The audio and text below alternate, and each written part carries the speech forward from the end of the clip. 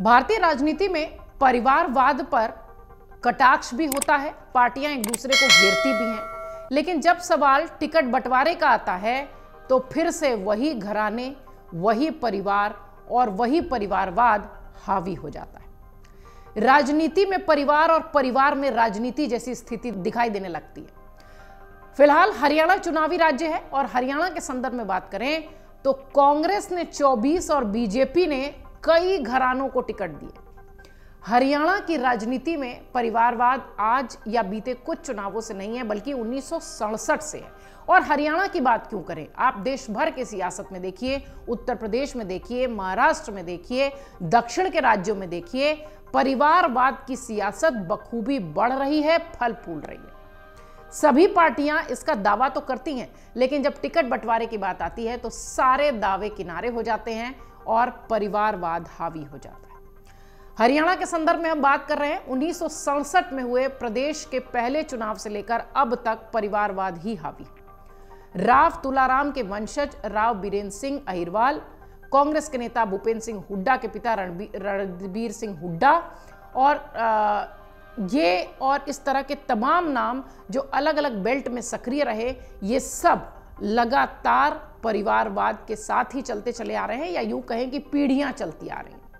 किसान नेता सर छोटू राम के दामाद चौधरी नेकी राम पहले संयुक्त पंजाब में मंत्री रहे और हरियाणा बनने के बाद बांगर क्षेत्र की राजनीति में एक्टिव हुए। चौधरी देवीलाल और उनका परिवार प्रदेश और देश की राजनीति में सक्रिय रहा। इस बार भी हरियाणा विधानसभा चुनाव में परिवारवाद की राजनीति खूब चली है। राजनीतिक घरानों से बीजेपी ने 11 और कांग्रेस ने 24 प्रत्याशी उतारे। इस चुनाव में परिवारों में राजनीति भी हो रही है। तोशाम में बंसीलाल का एक परिवार के ही सदस्य आमने सामने हैं। डबवाली में चौटाला परिवार से 4 प्रत्याशी हैं। बहादुरगढ़ में कांग्रेस के राजेंद्र जून के सामने उनके भतीजे लड़ रहे हैं। अगर बात करें हरियाणा में चौटाला परिवार की, तो इस बार चुनाव में पूर्व उप प्रधानमंत्री देवीलाल के परिवार के 8 सदस्य मैदान में हैं। आप देखिए, इसी का जिक्र हम कर रहे हैं। शुरुआत से जब भी हमने ये विषय उठाया है, तब भी हम इसी चर्चा को आगे बढ़ा रहे हैं कि चर्चा जरूर होती है, लेकिन राजनीति में परिवार और परिवार में राजनीति जैसी स्थिति दिखाई पड़ती है। देवीलाल के परिवार से 8 मेंबर ऐसे हैं जो इस बार चुनाव में हैं। सभी प्रत्याशी दूसरे से चौथी पीढ़ी के सदस्य हैं। देवीलाल के बेटे और पूर्व मंत्री रणजीत चौटाला रानिया से निर्दलीय चुनाव लड़ रहे हैं। उनके सामने उनके बड़े भाई हैं पूर्व सीएम ओम प्रकाश चौटाला के पोते अर्जुन इनेलो से मैदान में है। ओम प्रकाश के छोटे बेटे अभय इनेलो से एलनाबाद से चुनाव लड़ रहे हैं। अभय के बड़े भाई अजय चौटाला के बेटे और पूर्व deputy CM Dushyant Chautala JJP से चुनावी मैदान में है। अजय चौटाला के दूसरे बेटे दिग्विजय सिंह की अगर बात करें तो डबवाली से वो उम्मीदवार है। यहीं से उनके चाचा आदित्य चौटाला इनेलो से लड़ रहे हैं। चौटाला परिवार के कुल 8 सदस्य ऐसे हैं जो कि चुनावी मैदान में हैं। देवीलाल के तीसरे बेटे की अगर बात करें तो प्रताप चौटाला के बेटे रवि चौटाला की पत्नी सुनैना फतेहाबाद से इनेलो की प्रत्याशी है। चौटाला परिवार के बाद बंसीलाल जी का परिवार भी देख लीजिए। सियासी विरासत के लिए भाई बहन आमने सामने हैं। इस बार चुनाव में पूर्व सीएम बंसीलाल की सियासी विरासत के लिए परिवार में ही जंग है। भिवानी की तोशाम सीट की अगर बात करें तो बीजेपी ने राज्यसभा सदस्य किरण चौधरी की बेटी श्रुति को मैदान में उतारा है। बंसीलाल की पोती श्रुति लोकसभा सांसद रह चुकी हैं। वहीं कांग्रेस ने यहां से बंसीलाल के बड़े बेटे रणबीर महेंद्रा के पुत्र अनिरुद्ध चौधरी को चुनावी मैदान में उतारा है। तीसरा बड़ा परिवार जो कि हरियाणा की सियासत में दिखाई पड़ता है, हुड्डा परिवार, दूसरी पीढ़ी चुनाव लड़ रही है और तीसरी भी सक्रिय है। रणबीर सिंह हुड्डा रोहतक सीट से सांसद रहे थे। उनके बाद इस इलाके की जिम्मेदारी पूर्व सीएम भूपेंद्र सिंह हुड्डा ने संभाली। हुड्डा लगातार 2 बार प्रदेश के मुख्यमंत्री रहे। अब उनकी राजनीतिक विरासत को सांसद दीपेंद्र हुड्डा संभालने की तैयारी में है।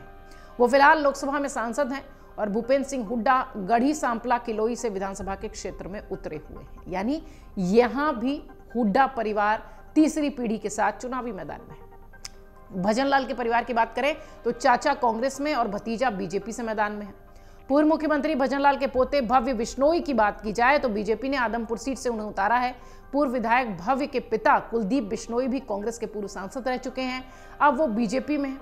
वहीं भजनलाल के छोटे बेटे और पूर्व उप मुख्यमंत्री चंद्रमोहन को कांग्रेस ने पंचकूला से उम्मीदवार बनाया। वो 4 बार के विधायक हैं। इसके अलावा भजनलाल के भाई दूड़ाराम बीजेपी के टिकट पर फतेहाबाद से प्रत्याशी। अगर आप देखिए तो परिवार में राजनीति और राजनीति में परिवार जैसी ही स्थिति आपको हरियाणा में दिखाई पड़ेगी। बीजेपी ने 3 तो कांग्रेस ने 6 पूर्व मंत्रियों के परिजनों को टिकट दिया है। बीजेपी ने पूर्व मंत्री विनोद शर्मा की पत्नी शक्ति रानी को कालका, सतपाल सांगवान के बेटे सुनील को चरखी दादरी और करतार भड़ाना के बेटे मनमोहन को समालखा से प्रत्याशी बनाया। वहीं कांग्रेस से पूर्व मंत्री हरमोहिंद्र सिंह चट्टा की अगर बात करें तो उनके बेटे मंजीत पिहोवा, महेंद्र प्रताप के बेटे विजय प्रताप बड़खल, गयालाल के बेटे उदय भान होंडल, पंडित शिवचरण लाल शर्मा के बेटे नीरज फरीदाबाद एनआईटी से चुनावी मैदान में है। हरपाल सिंह के बेटे परमवीर टोहाना और आनंद सिंह दागी के बेटे बलराम महम भी उम्मीदवार हैं। इधर कांग्रेस ने विधानसभा चुनाव में 3 सांसदों के परिजनों को लॉन्च किया है। इनमें राज्यसभा के सांसद रणदीप सिंह सुरजेवाला के बेटे आदित्य सुरजेवाला को कैथल से टिकट मिला है। लोकसभा के सांसद वरुण चौधरी की बात करें तो उनकी पत्नी पूजा को मुलाना और हिसार सांसद जयप्रकाश जेपी के बेटे विकास सहारण को कलायत से टिकट मिला है। यानी हरियाणा में इस बार भी अगर चुनाव देखे जाएं तो सियासत पूरी तरह से परिवारवाद से जुड़ी हुई है। कहीं ना कहीं से कनेक्शन है। किसी की तीसरी पीढ़ी चुनावी मैदान में है, किसी की चौथी पीढ़ी चुनावी मैदान में है और किसी की तो पूरी पीढ़ी ही चली आ रही है। पूरी जो एक तरीके से कह लीजिए कि व्यवस्था ही चली आ रही है जो कि सियासत से जुड़ी है और पूरा परिवार सिर्फ सियासत के ही गलियारे में एक्टिव दिखाई पड़ता है। दावे बहुत सारे बड़े बड़े होते हैं कि परिवारवाद से सियासत को दूर रखना चाहिए, लेकिन हरियाणा चूंकि चुनावी राज्य है इसलिए हम हरियाणा की बात कर रहे थे कि हरियाणा में तो फिलहाल ऐसा दिखाई पड़ता है जैसे कि परिवार सियासत के ही इर्द गिर्द घूम रहा है, या यूं कहें कि सियासत परिवार के इर्द गिर्द। अगर आप ये वीडियो YouTube पर देख रहे हैं तो हमारे चैनल को सब्सक्राइब करें और बेल आइकन को दबाना ना भूलें। अगर आप Facebook पर ये वीडियो देख रहे हैं तो हमारे पेज को लाइक करें।